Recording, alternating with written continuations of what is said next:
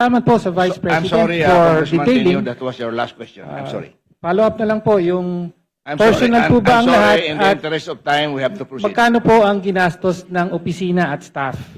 Kasi totoo po, wala daw ginastos ang sorry, Vice I'm Presidente. sorry. Parliamentary ang ginastos inquiry? I'm ng sorry. staff? I'm sorry. Thank you, Madam Chair. Parliamentary Yes. inquiry. Madam Chair, I thought we're going to accord institutional courtesy to the office of the Vice President. Bakit po natin binabanatan? Bakit natin tatanungin? It's already settled that we're just giving Mr. two Chair, questions from the minority. Okay? Mr. Chair, hindi po, 5 minutes each. wala pong Opo. binabanatan But dito. does I not take preclude exception the other members to the- from making a Congressman manifestation. Tenyo, sandali I lang. take exception to the use of the term binabanatan. Nagtatanong lang po tayo rito at lihitimo naman po ang mga tanong. Madam Chair. So maybe I ask the congressman. Mr. Chair, may we withdraw request for the a comment. suspension of Session the... suspended. Hearing suspended. Motion.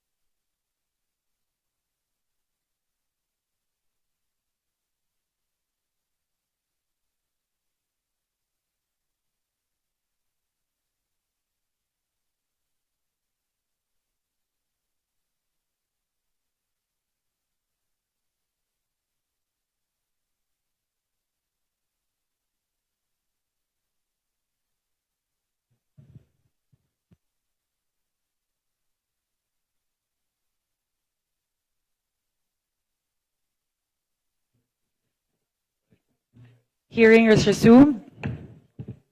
Madam Chair, I would like to correct myself. I was informed that I mentioned that the travel authority is approved by the Office of the Vice President. The travel authority is approved by the Office of the President. Thank you. Thank you very much, Your Excellency. The correction is duly noted.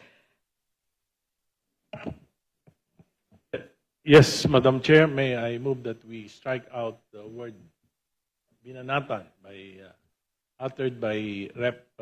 Marcoleta. Wala naman pong binabanatan. Second. There is a motion to strike off from the record the terminology binabanatan. It has been duly seconded. The motion is carried. Madam Chair, just a 1-minute manifestation on the striking of the record. I have no objection. However, I just want to explain that in the previous debates, in the previous legislatures before us, in the interim Batasang Pambansa, when an assemblyman from the city of Manila was attacking the late President, there was a motion to strike off the record of what he discussed on the floor. The former Assemblyman Arturo Tolentino said that if you strike off the record, any sentence or paragraph, it's just the same sentences, and you strike it, so you still can read that. So that was clear that I think that the procedure is still the same. The statement of Banatan, i-cross lang yan, but it's still there in the records. Sinabi ko lang yun because that was already clarified many years ago by former assemblyman who became Duly noted, late Senator Kong, Tolentino. this time we will use eraser. Okay? Yes. Thank you. Pero ngayon may video na. Okay. Going to the next from the minority leader, Congresswoman Reneco. Please go ahead. Good morning to the Vice President. Good morning to my colleagues. I'd like to take off po sa questioning ni Representative Tino. Meron po kasing minention na list of destinations na tinake ni Vice President this year under Travel Authority. But we like to take note na in a press conference of the Office of the Vice President, meron pong security and staff na kasama si Vice President. So can we ask po, paano po pinopondohan yung pagpunta, flight and accommodations ng staff and security ng OVP? Madam Chair, may I be allowed to ask a question?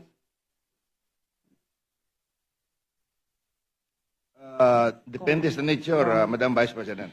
Yes. Magpinsan po ba si Congressman ko ngayon tsaka si Zaldico? Ano po yun? Gusto ko Mr. lang Chair, I can malaman. answer.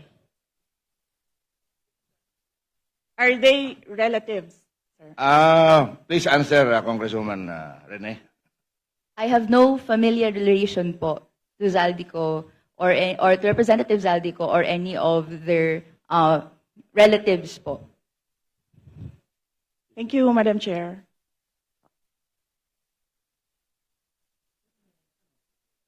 Let me just look for Please go ahead, ma'am. Look for the slide. sir.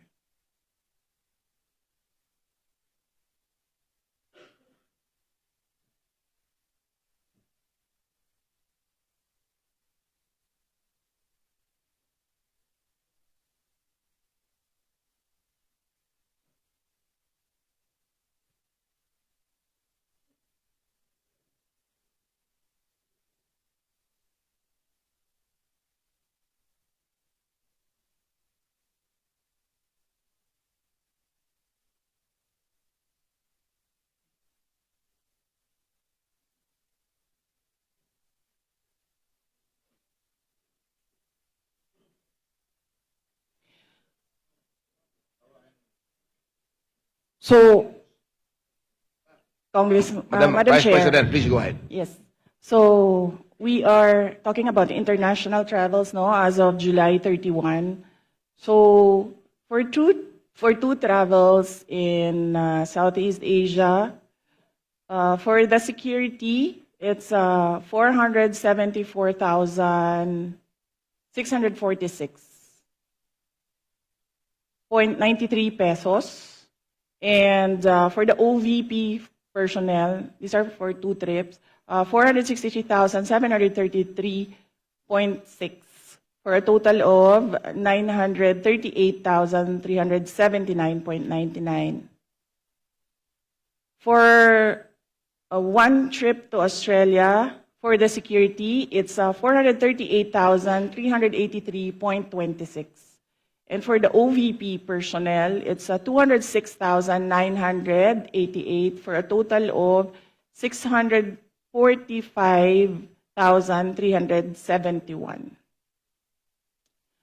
For the Middle East and Europe, 3 trips, the total is for the security is 2,922,869.98.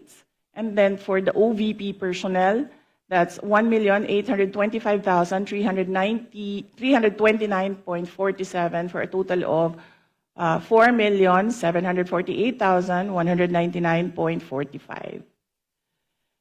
For 3 trips in East Asia, the security budget was 1,141,937, and for the OVP personnel, 0, because they did not join these trips. And the total is 1,141,937. The total for 9 trips for both the security and OVP personnel is 7,473,887.70. Thank you, Madam Vice President. Congresswoman Ko. Mr. Chair, may we request a detailed copy of the report that the Vice President gave in relation po sa spending po ng security and staff for foreign trips abroad. We will request the Office of the Vice President to supply the committee with such record. Thank you, Madam. Yes, sir. Mr. Chair, I'd like to ask another follow-up question. Ilan po yung staff and security na dala po ng Office of the Vice President in these trips na funded po, na of this breakdown ng fund na binigay?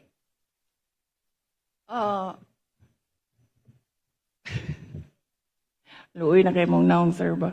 Kanang. Madam Chair, for the security, I understand they recommend, the Armed Forces of the Philippines recommend 3 to 4 security personnel, but the Office of the Vice President only approves 2 security personnel.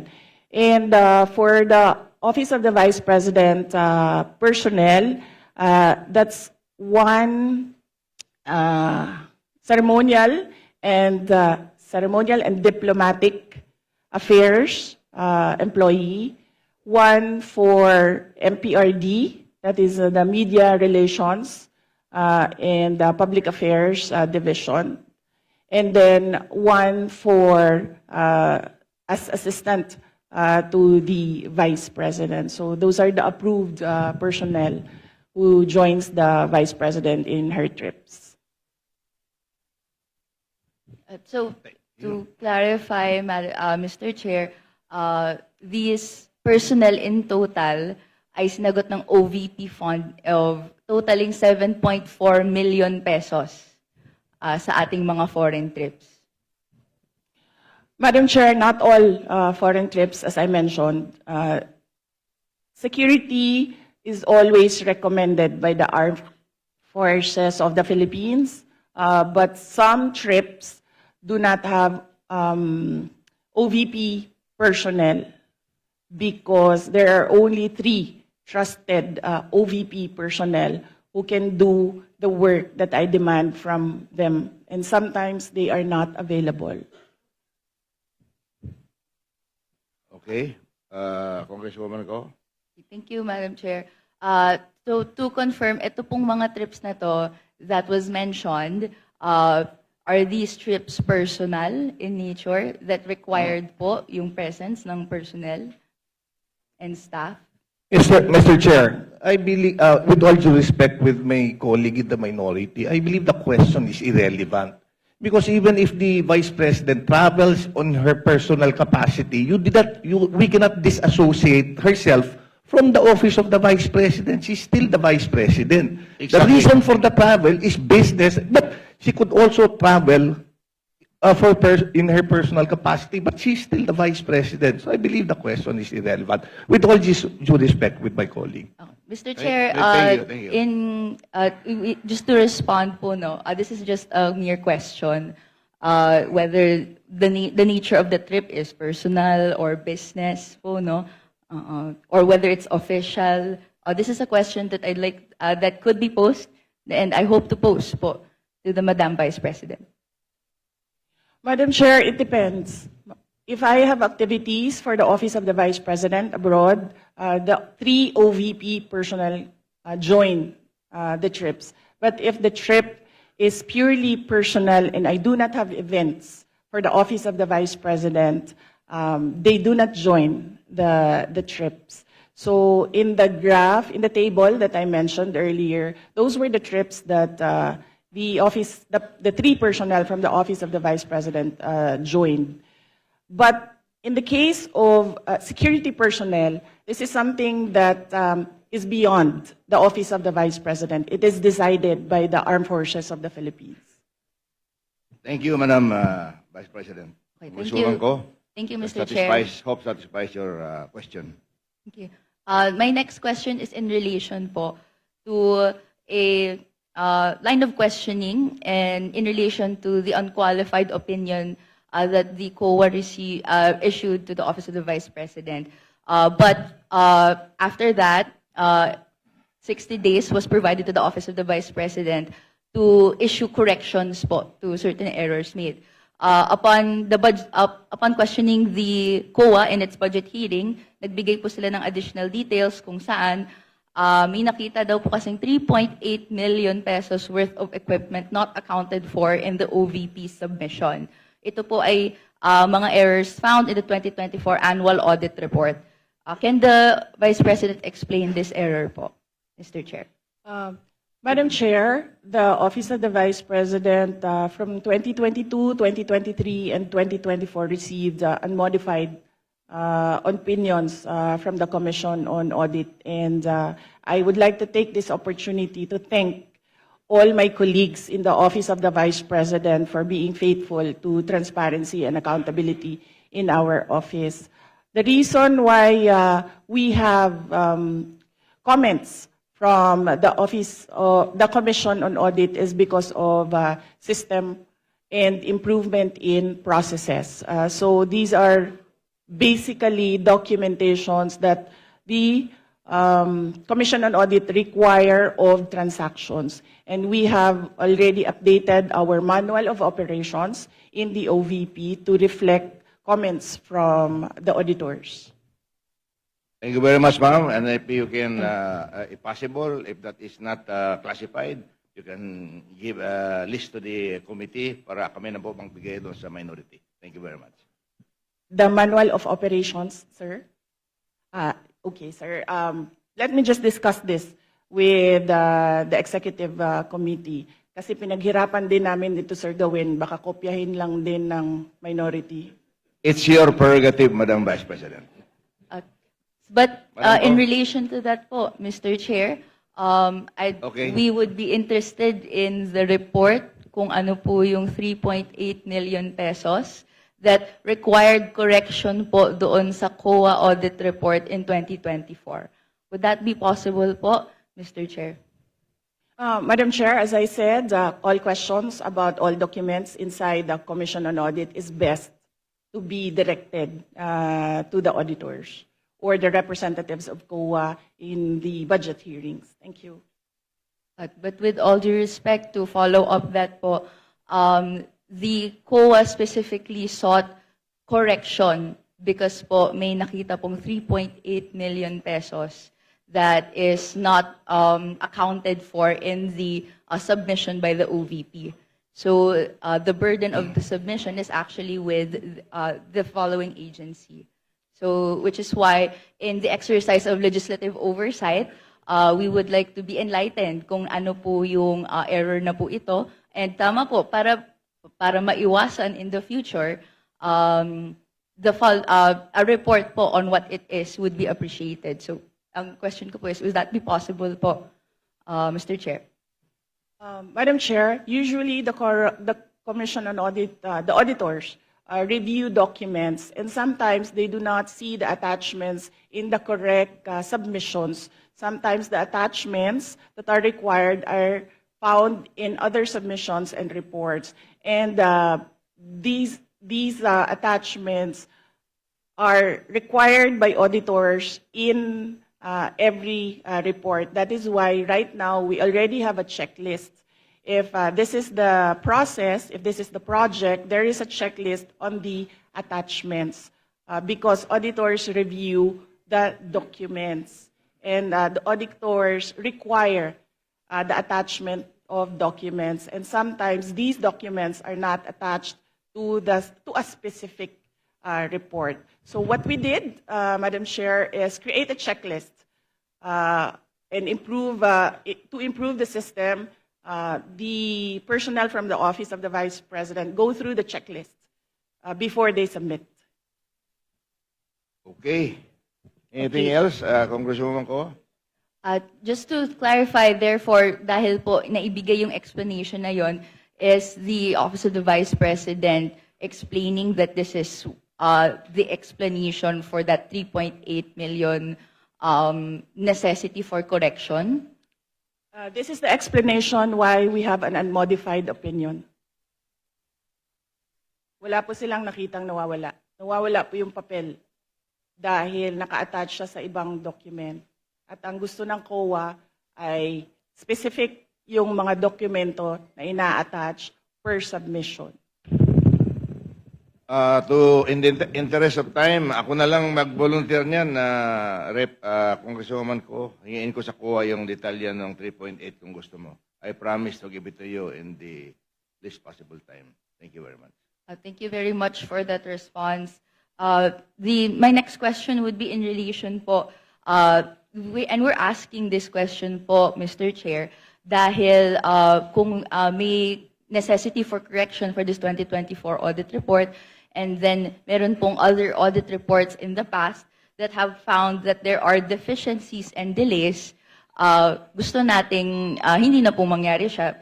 Can I ask Mr. kindly Chair, wind up. what assurance do the people have na sumusunod na ngayon ang Office of the Vice President sa guidelines on disbursement and other proper fiscal procedures, given that there were reports last year that hindi po ito na sunod po according to procurement guidelines po?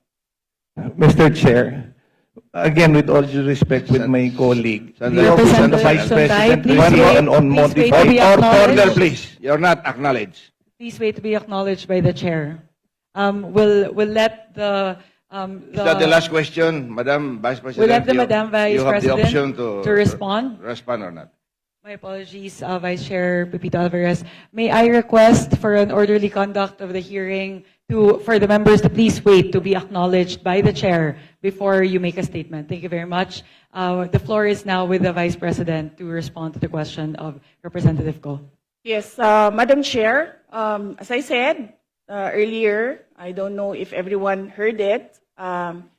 Every time we receive a comment from an auditor, we update our manual of operations. In order no missing items would be in the next expenditure program. Is that correct? Yes, sir. Thank you very much. Congresswoman Ko, that winds up your Thank you questioning. for that response, Mr. Chair. This will be my last question po. Okay. In relation po doon sa ibang mga items in the budget before, we have taken note that if confidential funds of the Office of the Vice President, according and as revealed to the good governance hearings, was dispersed to the security heads or the VP-SPG. May I ask po, no, bakit po dispersed siya to the VP-SPG or the security heads, pero ang nakalagay sa Joint Circular Number 2015-1 issued by DBM and COA that it should be dispersed to the Special Dispersing Officer? Madam Chair, this is the confidential funds is a subject of impeachment proceedings.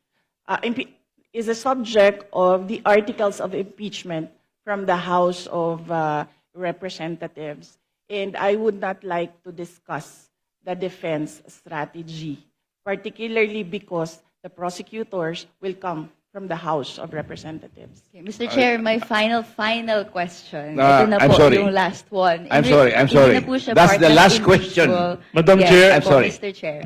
I'm sorry, that's the last question. Madam Chair, may I be recognized? Yes, Senior Deputy Minority Leader. I move that we terminate the budget hearing on the proposed budget. Second. Second. Second the motion. Second. Budget hearing for the Office of the Vice President is hereby terminated. Thank you very much. Thank you very much to Her Excellency, the Vice President, Sarah Zimmerman Duterte, and to all the members of the Committee on Appropriations for today's hearing. Thank you very much.